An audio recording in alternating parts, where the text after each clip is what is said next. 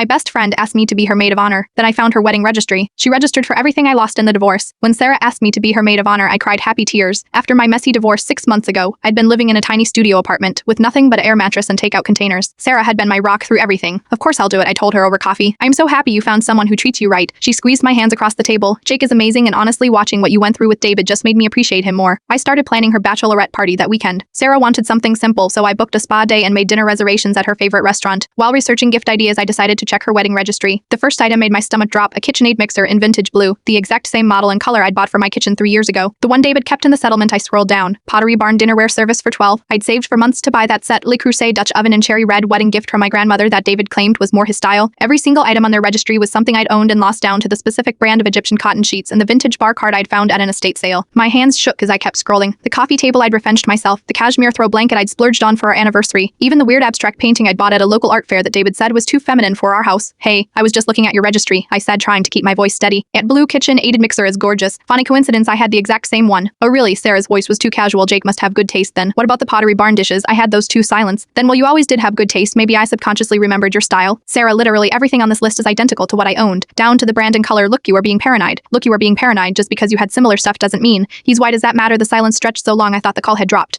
They work together now. David got Jake a job at his firm last month. My entire world tilted. Encyclopedias. How long have they known each other? Since college. Jake introduced me to David's bachelor party planning. Actually, that's how David and I. She stopped. Nothing. Look, you are making this weird. Can we just focus on the wedding? I hung up and drove straight to my old house. David's car was in the driveway along with a truck I didn't recognize. Through the living room window, I could see 2 men loading my vintage bar cart into the truck bed. The man helping David was tall, dark hair, definitely Jake from Sarah's Instagram photos. I sat in my car watching them load piece after piece of my life into that truck. My KitchenAid mixer, my grandmother's Dutch oven, the painting David had hated so much he made me hang it in the guest bathroom. They were laughing about something, probably how clever they'd been. My phone buzzed with a text from Sarah. Can we talk? Jake wants to explain. I texted back. Tell Jake congratulations on his engagement and his new house. Hope you both enjoy my things. Then I blocked both their numbers and drove to my lawyer's office. Turns out removing items from the marital home during separation proceedings without court approval is a legal peddler. When he hears photo evidence of said items being gifted to friends. Sarah's dream wedding is next month. Too bad. The groom will be dealing with contempt of court charges and asset recovery hearings. Some friends help you through divorce, others help themselves to everything you lost.